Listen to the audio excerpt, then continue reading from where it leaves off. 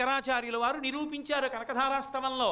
లక్ష్మీదేవి అనుగ్రహం కావలసి వచ్చి ఆయన అన్నారు, గీర్దేవతేతి గరుడధ్వజ సుందరీతి శాకాంబరీతి శశిశేఖరవల్లభేతి సృష్టి స్థితి ప్రళయకేళుష సంస్థితాయై తస్మై నమస్త్రిభువనైక గురోస్తరుణ్యై అన్నారు.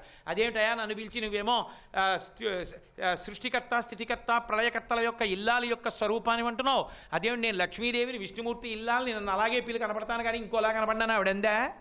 గీర్దేవతేతి నువ్వే సరస్వతి, గరుడధ్వజ సుందరీతి గరుడవాహనం ఎక్కి తిరిగే విష్ణుమూర్తి యొక్క ఇల్లాలివి నువ్వే, శాకాంబరీతి శాకాంబరి అని చెప్పి అప్పటికి ఆకలిస్తే అప్పటికి పెట్టేసింది. ముందు అన్నం పెట్టాలి, వృద్ధ బ్రాహ్మణికి ఆకలితో ఉంది, దరిద్రురాలై, అందుకని అన్నం పెట్టాలి కాబట్టి శాకాంబరీతి శశిశేఖరవల్లభేతి చంద్రరేఖ పెట్టుకున్న పరమశివుని యొక్క ఇల్లాలి రూపానివి నువ్వే, మూడు నువ్వే అన్నారు. కనపడలా లక్ష్మీదేవి?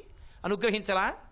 కాబట్టి ఆ తల్లే ఇన్ని రూపాలుగానూ ఉంటుంది. కానీ ఉపాసకుని వైపు నుంచి ఫలితాన్ని చెప్పినప్పుడు సరస్వతీ కటాక్షం లేని లక్ష్మీ కటాక్షం భయహేతు. ఈ అజ్ఞానం మీకు తెలిసిపోతుంటుంది. ఎందుకని చూడండి, మీరు ఎప్పుడైనా ఎవరి దగ్గరికైనా వెళ్ళి అయ్యా మీకు చాలా సరస్వతీ కటాక్షం లేని వాళ్ళల్లో ఒకరండి, పాపం ఏమిటో మీకు ఏమీ తెలియదండి అన్నారనుకోండి, వాడు కోప్పడతాడు మనని. ఏంటంటే అలా మాట్లాడతారు, నాకు తెలియకపోవడం, నాకు మీకన్నా తెలుసా అంటాడు. సరస్వతీ కటాక్షం లేదంటే ఒప్పుకోడు, లక్ష్మీ కటాక్షం ఉందంటే ఒప్పుకోడు. మీకేమిటండి ఎంత ఆస్తి మీది, కోట్లకి కోట్లు సంపాదించారండి అన్నారనుకోండి, అబ్బా ఉత్తిదండి వడ్డీకి సరిపోతుంది, పెద్దల నుంచి వ్యాపారం చేశారని చేయడమే కానండి ఏమొస్తుందండి రాత్రి పగలు కష్టపడితే అంటాడు. నిజం అనుకుంటున్నారేంటి? అందుకే డబ్బున్న వాడి దగ్గరికి వెళ్ళి మీ దగ్గర చాలా డబ్బు ఉందన్నమాట ఎప్పుడు అనకూడదు, వాడు వెంటనే ఇదే చెప్తాడు. లక్ష్మీ కటాక్షం ఉందిరా అంటే ఒప్పుకోడు, సరస్వతీ కటాక్షం లేదురా అంటే ఒప్పుకోడు. ఈ రెండూ సహజంగా ఉంటాయి అందులో తత్వంగా. అందుకు శంకరాచార్యుల వారు అన్నారు, ఎవరు అమ్మవారికి నమస్కరిస్తున్నారో వాళ్ళకి ఎటువంటి సరస్వతీ కటాక్షం వస్తుందంటే బ్రహ్మగారు అసూయపడేంత సరస్వతీ కటాక్షం, విష్ణు అసూయపడేటంతది లక్ష్మీ కటాక్షం. అంటే వాళ్ళకి అసూయలు ఉంటాయని కాదు దాని అర్థం. ఒరే నా ఇల్లాలు నాకన్నా వీడికి ఎక్కువైపోయింది ఏమిట్రా కటాక్షం, ఆయన తెల్లబోయేటంతటి కటాక్షం కలుగుతుంది. అంత ఐశ్వర్యవంతుడు, అంత సరస్వతీపుత్రుడు కూడా అవుతాడు. ఇప్పుడు రెండూ కలిసాయి. అన్నీ ఉన్నా ఆయన పగలు చూస్తే రాత్రికి అల్లోకి వస్తాడు అనుకోండి, ఏమిటి ఉపయోగం? అంత భయంకరంగా ఉన్నాడు, ఉపయోగం లేదు. ఎవరు చూస్తారా ఆయన్ని? బాబోయ్ ఆయన్ని ఏదో రూపాయి అడుగుదామన్నా ఆయన్ని చూడడానికి భయం, అలా ఉంటారండి ఆయన అంటే ఉపయోగం ఉంటుందా? ఉండదు. ఎంత అందంగా ఉంటాడంటేట అమ్మవారిని ఉపాసన చేస్తే వచ్చే అందం అలా ఉంటుందన్నారు. రతేహ పాతివ్రత్యం శిథిలయతి రమ్యేన వపుషా. లోకంలో ఏ ఇల్లాలు కూడా ఓ మాట అందో, మా ఆయనకన్నా ఆయన బాగుంటారు అందరూ ఎవరు అంటే తన పతి తనకు అందం, అది పాతివ్రత్యం అలా అనుకోవడం. రతీదేవి అందరికన్నా గొప్పగా సంతోషిస్తుంటే మా ఆయన మన్మధుడు అంటుంటుందిట. లోకంలో తండ్రి కన్నా కొడుకే బాగుంటాడు ఎప్పుడు యవ్వనంలో. కానీ విచిత్రం ఏమిటంటే వెంకటేశ్వర స్వామి వారి విషయంలో కొడుకు కన్నా తండ్రి బాగుంటాడు. కందర్పదర్ప రసుందర దివ్యమూర్తే కాంతా కుచాంబురుహకుట్మలలోల దృష్టే కళ్యాణ నిర్మల గుణాకర దివ్య కీర్తే శ్రీ వెంకటాచలపతే తవ సుప్రభాతం అని చదవట్లా. కందర్పుడు అంటే మన్మధుడు. కందర్పదర్ప రసుందర దివ్యమూర్తే అంత అందంగా ఉంటాడని. మన్మధుడంత అందంగా ఉంటాడు కాబట్టి మన్మధుడి భార్య రతీదేవి అస్తమానం అంటుందిట, మా ఆయన కన్నా అందంగా ఉండేవాడెవడు అంటుందిట. అమ్మవారిని ఉపాసన చేసిన వాడిని చూసి రతీదేవి ఆశ్చర్యపోయి చెక్కిలి చేయి పెట్టి అంటుందిట, అబ్బా మా ఆయన కన్నా ఇతను బాగున్నాడే అంటుందిట. అంటే మరి పాతివ్రత్యం కొంచెం శిథిలమైందా లేదా అలా అంటే, అమ్మా రతీదేవి పాతివ్రత్యాన్ని శిథిలం చేయగలిగినంత అంతగాడవుతాడమ్మా నిన్ను ఉపాసన చేసిన వాడు అంటే. అలా ఎలా అవుతాడండి? పుట్టినప్పుడు ఎలా ఉంటాడో అలాగేగా ఉంటాడు అనుకుంటున్నారేమో. ఆ ఉపాసన బలం, ఆకర్షణ అలా ఉంటుంది. కాబట్టి రతేహ పాతివ్రత్యం శిథిలయతి రమ్యేన వపుషా. బాగుంది, సరస్వతీ కటాక్షం ఉంది, లక్ష్మీ కటాక్షం ఉంది, చాలా అందమైన రూపం ఉంది. కానీ 3 నెలలు ఉంటాడండి, అంతకన్నా ఉండడు, అపమృత్యు దోషం వచ్చేసింది జాతకంలో అన్నారు. ఉపయోగం ఏమైనా ఉంటుందా? ఉండదు. అమ్మవారిని నమ్ముకున్న వాడికిట చిరంజీవన్నేవా, చిరంజీవిత్వాన్ని పొందుతాడంటే. చిరంజీవి అంటే పూర్ణాయుర్దాయాన్ని పొందుతాడు. అది మనసానబడి కాదు, చక్కగా ఆరోగ్యంతో సంతోషంగా పూజా పునస్కారాలు దానధర్మాలు చేసుకుంటూ 3 తరాల్ని చూసుకుని పరమానందంతో ఉంటాడు. అలా బతికేసి ఎప్పుడు భోగాలను అనుభవించి సుఖాలను అనుభవిస్తూ కూర్చుంటే సరిపోతుందా? చాలదు.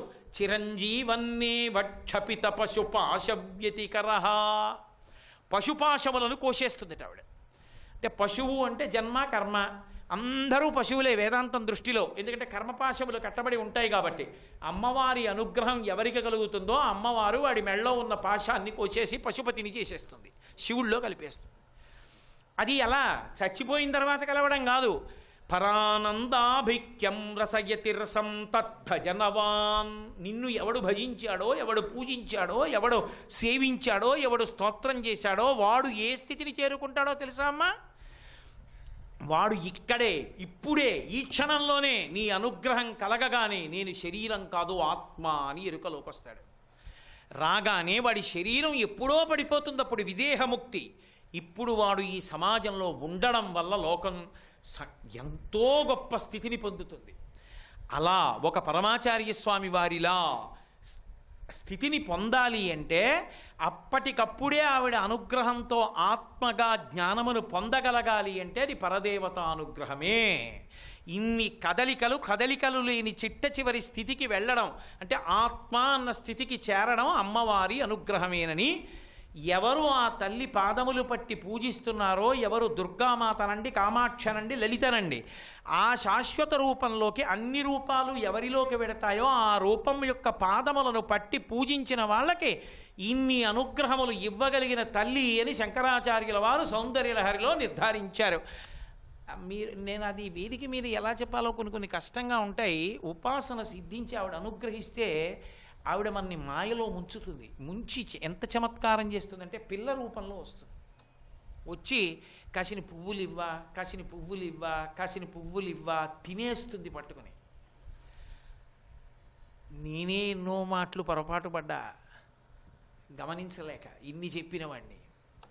వచ్చి మన దగ్గర పువ్వులో గాజులో తీసుకుని వెడుతుంది. మీకు అంతవరకు ఎందుకు మీకు చెప్పలేదు, ఎప్పుడు ఈ దేవాలయంలోనే జరిగింది. ఖచ్చితంగా పెట్టామని అంత లెక్క పెట్టుకునే గోపాలకృష్ణ గారి ఇంటికి వెళ్ళి ఏడిచింది, నేను పూజ చేసుకుంటానని ఒక పిల్ల. ఖచ్చితంగా పెట్టామని ఉయ్యాలలు అన్నీ వేశాం. ఆ రోజు ఎక్కువ జరగవలసిందే నా ఆవిడ శాసనం. పెట్టిన బాల పూజల కన్నా ఒక బాలకి ఎక్కువ పూజ జరిగింది ఆ రోజు. వచ్చి తీసుకుంది ఆవిడ. మన గుళ్ళోనే జరిగింది అది. అలా గోపాలకృష్ణ గారికి తెలుసు. ఆయన ఇంటికి వెళ్ళి తలుపు కొట్టి నాకు పూజ చెయ్యి అని చిన్నపిల్లలు అడిగిన రోజులు ఉన్నాయి. ఆయన నాకు చెప్తూ ఉంటారు. ఆమె 2 రూపాలతో తిరుగుతుంది. ఇప్పటికీ పద్మావతి అమ్మవారి గురించి కూడా అదే చెప్తారు. కార్తీక బ్రహ్మోత్సవాల్లో సువాసిని రూపంలో తిరుగుతుంది, భోజనం చేస్తుందని. అమ్మవారికి ఉన్న లక్షణం ఏమిటంటే ఎవరో ఒక సువాసినిగా తిరుగుతుంది. మీతో తుండీరు మహారాజు కథ చెప్పాను కదా. వినాయకుడు తుండీరుడిగా వచ్చాడు కాబట్టి పట్టుకున్నాడు అమ్మవారని. అందరితో కలిపి కూర్చుని పూజ చేస్తుంది, అందరితో కలిసి కూర్చుని తిరుగుతుంది, ప్రసాదం పుచ్చుకుంటుంది.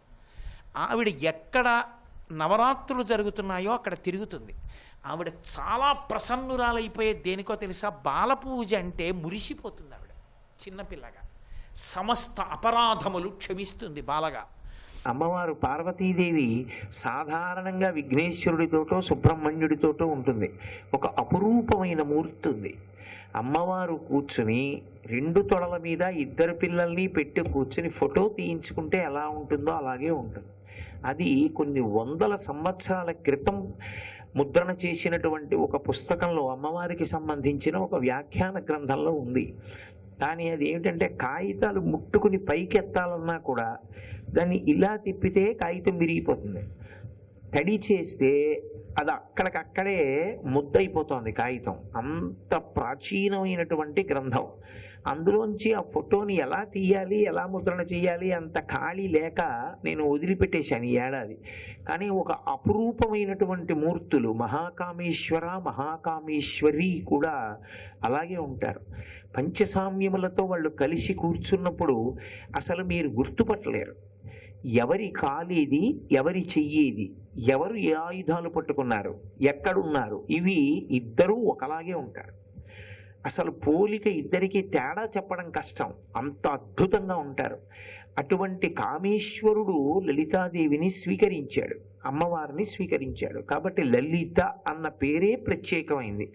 లలితా సహస్రనామ స్తోత్రం చదువుతున్నప్పుడు కన్నా లలితా సహస్రనామ స్తోత్ర వ్యాఖ్యానం చదువుతున్నప్పుడు ఒక్కొక్క నామంలో అయ్య బాబోయ్ ఇన్ని అర్థాలా అనిపిస్తుంది. అది దాని గురించి తెలుసుకుంటే అసలు లలిత చదవడం, లలిత వినడం ఎంత గొప్పవో అర్థమవుతుంది. సంస్కృతంలో లోల అన్న శబ్దం ఎక్కడన్నా వేస్తే కొంచెం చాలా తొందరగా వశమవుతారు అని, అంటే వ్యసన రూపాన్ని పొందేస్తే చాలా అది భోగకారకమైతే అందులో పరవశించిపోయేటటువంటి లక్షణం ఏర్పడిపోయింది అనుకోండి, అప్పుడు లోల లల్ ధాతు వేస్తూ ఉంటారు. అందుకే లకారం ఎక్కువ తిరిగితే అందులో తొందరగా సుఖపడు అనేటటువంటి సంబంధమైన విషయం ప్రతిపాదింపబడింది అని గుర్తు. అమ్మవారి విషయంలో లోల శబ్దం కొన్ని చోట్ల వేశారు, గానలోలుప అని వేశారు. గానలోలుప అంటే ఆమెకి పరమ ప్రీతి అని, ఎంత ప్రీతో చెప్పలేను. దీనికి గానలోలుప, ఆమె దేనికి ఎక్కువ సంతోషిస్తుంది అన్న నామాలు మీరు లలితా సహస్రంలోంచి వేరుగా ఏరుకున్నారనుకోండి, మీకు బాగా కనపడేవి అంటే సామగాన ప్రియ, గానలోలుప, కావ్యాలాప వినోదిని. ఇవన్నీ తీసి ఓ పక్కకు పెడితే మీకు ఒక విషయం అర్థం అవుతుంది. ఆమె సంగీతమునకు పరవశ అవుతుంది. సంగీతమునకు పరవశించడము అంటే కేవలం నోటితో పాడేటటువంటి పాట ఒక్కదానికే కాదు. అమ్మవారు దేనికి బాగా ప్రీతి చెందుతుంది అంటే 4 విశేషణాలు చెప్పారు భాస్కర్ రాయల వారు. భాస్కర్ రాయల వారు చెప్పడం అంటే అమ్మవారి చెప్పించింది భాస్కర్ రాయల వారితో. 4 వినపడితే అమ్మవారిలో తేజోంశ వృద్ధి చెందుతుంది. అంటే ఆవిడ బాగా సంతోషంగా అందులోకి వచ్చి కూర్చుని వింటుంది. ప్రసన్నమైందనుకోండి, ఉండే లక్షణం ఏమిటంటే అనుగ్రహిస్తుంది. అప్పుడేం అడగక్కర్లేదు, కూర్చుంటే చాలు. కూర్చుని ఉండగా ఓసారి అలా చూస్తుంది, ఓ వీడు పాపం చాలా కాలం నుంచి ఇబ్బంది పడుతున్నాడు అని వెంటనే సమస్యని పరిష్కరిస్తుంది. అలా ఆవిడ సంతోషించడానికి కారణమైన దానిలో గానలోలుప అంటే కేవలంగా నోటితో పాట పాడడం ఒక్కటే కాదు. మొట్టమొదట అన్నిటికన్నా ఆవిడికి ఎక్కువ ప్రీతి పాత్రమైంది ఏది అంటే వీణానాదం. వీణ మీద పాట పాడితే ఆవిడ ఎంతో సంతోషిస్తుంది. ఎందుచేత అంటారేమో, వీణ నాడీ మండలానికి అంతటికీ కూడా ప్రతీక. కొన్ని కోట్ల సందేశాలు వెన్నుపావులో ఉండేటటువంటి నాడుల ద్వారానే వెడతాయి తలలోకి. మళ్ళీ తల చెప్పినటువంటి ఆదేశాలు నాడీ మండలంలోంచి కిందకెడుతూ ఉంటాయి. వీణ కాలవ అంటారు. ఆ వీణ తీగలు వెళ్ళేటటువంటి అమరిక ఉంటుంది, దాన్ని కాలువ అంటారు. ఆ కాలువ ఎలా ఉంటుంది అంటే మనిషి వెన్నుపూసల్లో ఉండేటటువంటి నాడీ మండలం ఎలా ఉంటుందో అలాగే ఉంటుంది. రెండో వైపు బుర్ర అంటారు, దాన్ని ప్రత్యేకంగా గుమ్మడి చెక్కతో చేస్తారు. అక్కడికి వెళ్ళేటప్పటికి బిగించి ఉంచి యువతలి వైపు తీగలు మోగిస్తారు. ఎలా నాడులు స్పందిస్తాయో వీణ అలా స్పందిస్తుంది. ఈడా పింగళ సుషుమ్న ఎలా కలుసుకుంటాయో వీణ అలా ఉంటుంది. అందుకే వీణ దేనికి గుర్తు అంటే మనిషి యొక్క వెన్నుపూసకి గుర్తు. దానికి శ్రీ విద్యా సంప్రదాయంలో చాలా విశేషమైన ప్రాముఖ్యత ఉంది. మూలాధార చక్రం దగ్గర నుంచి సహస్రారం వరకు కుండలిని పైకి లేపినప్పుడు యోగ విద్య చేత ఆ కుండలిని ప్రసారం షట్చక్ర భేదనం చేస్తూ పైకి ఎక్కుతుంది అని చెప్పేసి దాన్ని మేరుదండ విద్య అని పిలుస్తారు. ఆ మేరుదండం ఎలా ఉంటుందో అలా వీణాదండం ఉంటుంది. అందుకే వీణాదండ అని ప్రత్యేకంగా అమ్మవారి దగ్గరికి వచ్చేటప్పటికి ప్రయోగం చేస్తూ ఉంటారు. ఆ వీణని కానీ సక్రమంగా వాయించాలి. అది గురుముఖత నేర్చుకోకుండా ఇష్టం వచ్చినట్టుగా వాయిస్తే ఆవిడికి చాలా విసుగు కలుగుతుంది. వీణ వాయించడంలో 2 పద్ధతులు ఉంటాయి. ఒకటి వీణ అడ్డంగా పడుకోబెట్టి వాయిస్తారు, ఒకటి వీణని నిలువుగా పెట్టి వాయిస్తారు. అది బాగా నిష్ణాతులైన వాళ్ళైతేనే చేయగలరు, అందరికీ అది సాధ్యం కాదు. వరంగల్లో ఆ సంగీత కళాశాల ప్రిన్సిపాల్ గారు ఉన్నారు, దుడ్డు సీతారామయ్య గారని. అందరిలా వీణ ఇలా పడుకోబెట్టి వాయించారు, వీణ నిలబెట్టి వాయిస్తారు ఆయన. అది అంత తేలిక విషయం కాదు వీణ నిలబెట్టి వాయించడం. అలా ఆ వీణా వాద్యానికి ఆమె పరవశ అవుతుంది. వీణ నడుస్తూ ఉండగా అమ్మవారి దర్బార్లో కూర్చుని ఎవరు ఉంటారో వాళ్ళు అమ్మవారి యొక్క అనుగ్రహాన్ని పొందుతారు. రెండవది ఏది అంటే వేణువు. ఎక్కడ వేణువు వినపడుతుందో అమ్మవారి దర్బార్లో అక్కడ ఆవిడ యొక్క తేజస్సు ద్విగుణీకృతం అవుతుంది. అందుకే తప్పకుండా వీణ వేణువు ఈ రెండు అమ్మవారి దర్బార్లో వాయించమని చెప్తారు.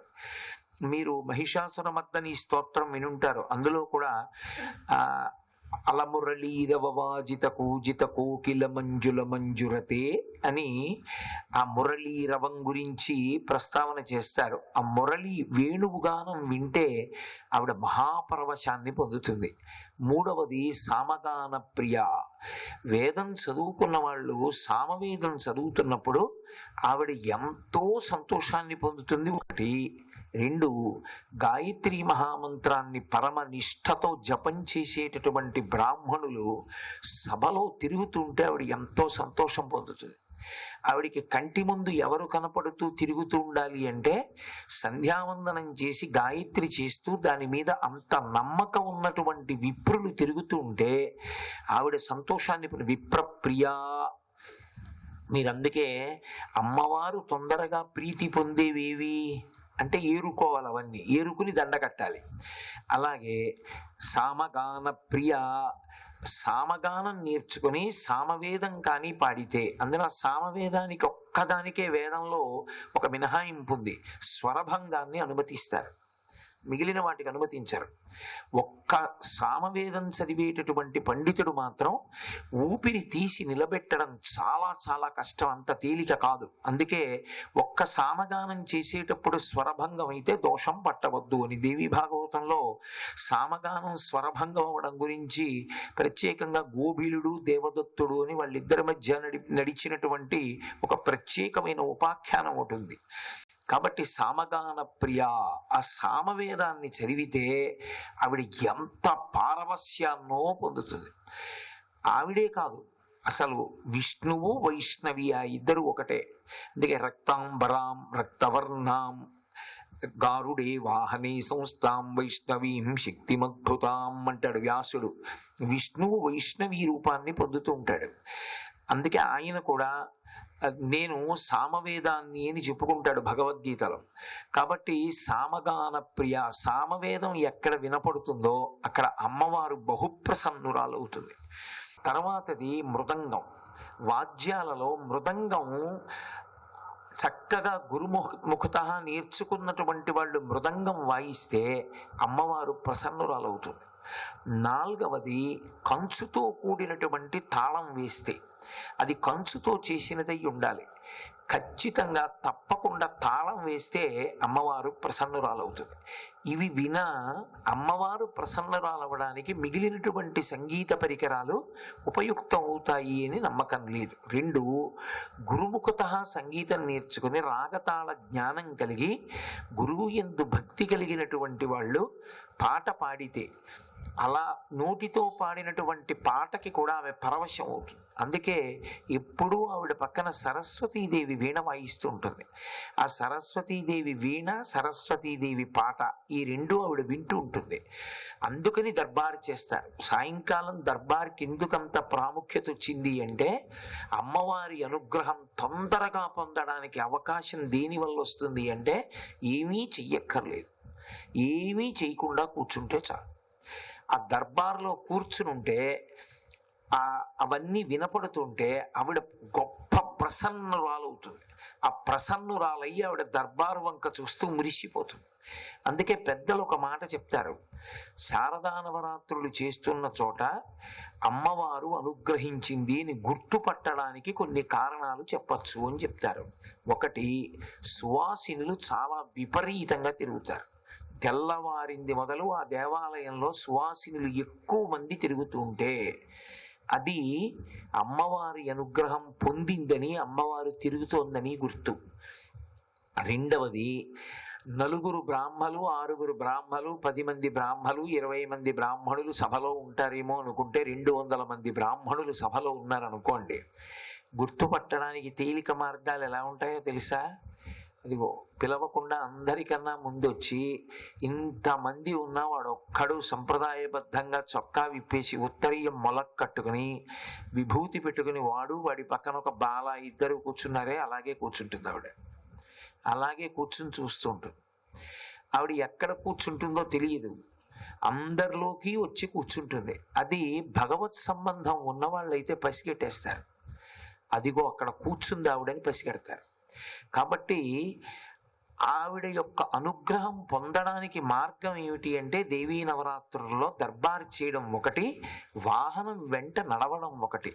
ఆవిడ ఒక్కొక్క వాహనం ఎక్కినప్పుడు ఒక్కొక్క రకమైన అనుగ్రహాన్ని వర్షిస్తుంది. అందుకని ఆవిడ ముందు వెనక నడుస్తుంటే, అందులో నేను మీతో ఒక పరమసత్యం చెప్తున్నాను. అబద్ధాలు ఆడడం, అర్థం లేని మాటలు చెప్పడం నా జీవితంలో నాకు అలవాట్లేదు. అమ్మవారు వాహనం మీద వెడుతుండగా సువాసినులు ముందు వెడుతుంటే ఆవిడ ప్రసన్నురాలవుతుంది. ఆవిడ ఎంత సంతోషపడిపోతుందో. ముందు వెళ్ళాలి సువాసినులు, ముందు నడుస్తూ వెడుతూ అమ్మవారి నామం చెప్తూ వెడుతూ ఉంటే సంతోషంగా ఆవిడ సువాసినుల వంక చూసుకుంటుంది. వీళ్ళందరూ ఎంత ప్రేమగా వస్తున్నారో నా ముందర అని పొంగిపోతుంది. వెనకాతల తిరగకూడదు. పురుషులు వెనకాతలకు ఉండొచ్చు, పూర్వ సువాసినులు వెనకాతలకు ఉండొచ్చు.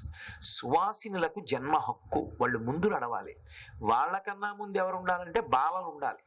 బాలలు వాళ్ళకన్నా ముందు నడుస్తారు. వాళ్ళకన్నా ముందు ఎవరు ఉంటారంటే వేదం చదువుకున్న విద్వాంసులు ఉంటారు. అది క్రమం. అంటే అంత ముందు వరకు ఉండి దారి చూపించడం అంటే ముందు నడవడానికో యోగ్యత ఉంటుంది. అన్ని వేళలా అందరూ ముందు నడవకూడదు. ముందు నడవడం అన్న మాటకి శాస్త్రంలో ఎంతో ప్రాముఖ్యత. అందరూ అన్ని వేళలా అలా నడవకూడదు. ముందు ఒక్కొక్కరు పెద్దలు వెడుతుంటే వారి వెనకాతలు ఉండాలి తప్ప వారిని దాటి ముందుకు వెళ్ళడానికి వీల్లేదు. అటువంటిది భగవతి వాహనం మీద వెడుతుంటే సువాసినుల జన్మ హక్కు ముందు నడవడం. వాళ్ళు ముందు నడిస్తే చాలు, అభ్యున్నతిని పొందేస్తారు. అందుకే శారదా నవరాత్రుల్లో తేలిక మార్గం ఏమిటంటే అమ్మవారి అభ్యున్నతిని పొందడానికి, అమ్మవారి అనుగ్రహాన్ని పొంది అభ్యున్నతిని పొందడానికి అమ్మవారి వాహనం కన్నా ముందు సువాసినులు వెళ్ళడం, మిగిలిన వాళ్ళు వెనకాతల వెళ్ళడం, అమ్మవారి దర్బారు జరుగుతుండగా కూర్చోవడం. అంటే శ్రీమతి పెద్దాడ సూర్యకుమారి గారు మహాతల్లి గురువు అంటే అపారమైనటువంటి గౌరవం ఉన్నటువంటి వారు.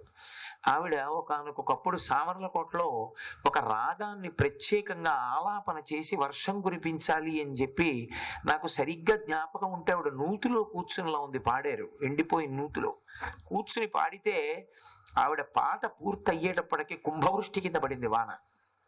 పెద్దాడ సూర్యకుమారి గారంటే మన మధ్యలో తిరుగుతున్నారు కాబట్టి మనకు ఆవిడ వైభవం తెలియదు, కానీ అంతటి ఉపాసకురాలు ఆవిడ. నా సోదరి లాంటిది కాబట్టి చెప్తున్నాను, లేకపోతే నేను ఈ మాట వేదిక మీద చెప్పను. ఆవిడికి సాముద్రికం రీత్యా శారదానుగ్రహం ఉంది సంగీతంలో. అందుకే త్రివళులు ఆవిడ కంఠం మీద ఎంత స్పష్టంగా కనపడతాయో. అవి గమకాలు, హద్దులు.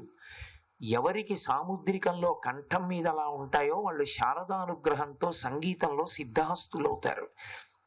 ఆవిడ నా అంచనాకి తెలిసినంత వరకు ఆవిడికి ఉంటే బహుకొద్ది జన్మలు. ఆవిడ అదృష్టం బాగుంటే ఇక ఆవిడ మళ్ళీ వస్తారని కూడా నమ్మకం లేదు.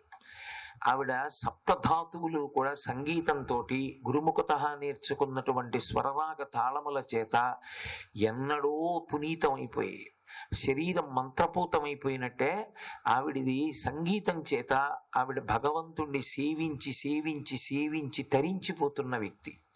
అందుకే ఆవిడ పెద్దవారు అవుతున్నా ఆవిడకి ఆ కంఠ సౌష్ఠవం అలా నిలబడింది. అది ఆవిడ సంపాదించుకున్నటువంటి తపశ్శక్తి. సర్వం శ్రీ ఉమామహేశ్వర పరబ్రహ్మార్పణమస్తు. స్వస్తి.